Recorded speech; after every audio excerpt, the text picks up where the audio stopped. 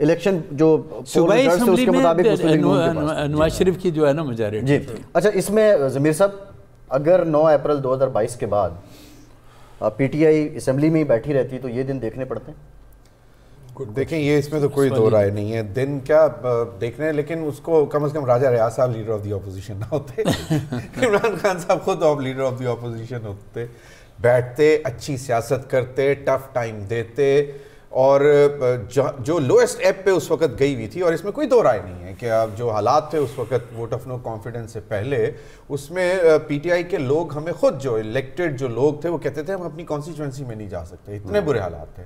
और लेकिन वो और बहुत अच्छा मौका मिल रहा था कि वो अपोजिशन में बैठते, वो अपोजिशन में नहीं बैठे, इस्तीफे दे दिए। उसके बाद जो अभी बताया कि जो जुल्म किया उन्होंने केपी और पंजाब, बेसिकली अपने पैरों पे खुद कुल्हाड़ा मारा उन्होंने।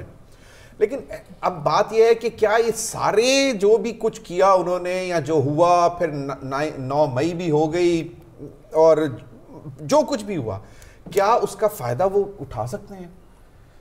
हाँ, अगर उनका निशान होता, बल्ले का निशान होता, पीटीआई एज ए पार्टी होती, तो फिर शायद उठा सकते थे वो फायदा पूरे सिनारियो का, क्योंकि सिंपैथी वोट इस वक्त खास तौर पे 9 मई के बाद बहुत ज्यादा चला गया।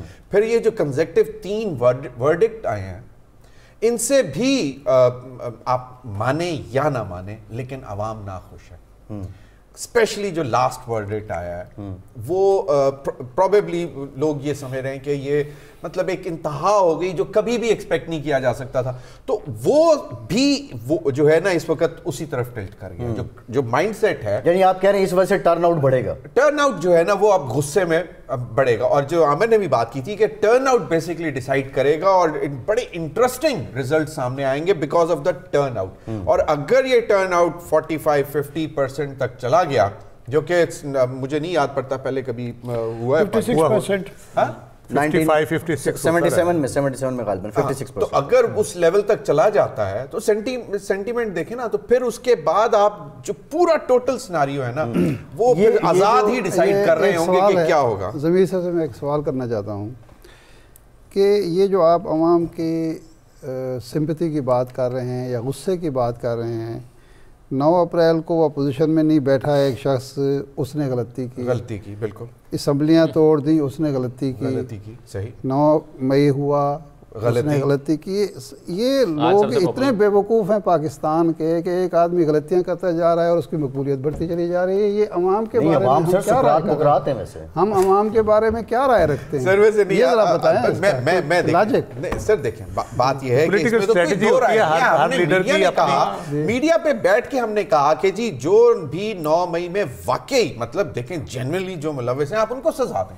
आपको अभी तक एस्टैब्लिश नहीं हो सका कि अभी तक हेर से ही है ना कि नहीं जी वहां बैठकर तैयारी की गई। बहुत से ऐसे लोग हैं जिन्होंने आके ऐसी स्टेटमेंट्स दे दी ये तो कि जी उसी ने बनाया, उसी को छोड़। मैं कह रहा हूं कि वो असेंबली में नहीं बैठा, वो गलती उसको ना, वो गलती हो गई। दोनों असेंबलियां तोड़ी, वो गलती। हाँ, सियासी रवैया हुआ। नहीं सर, एक बार नहीं, इसमें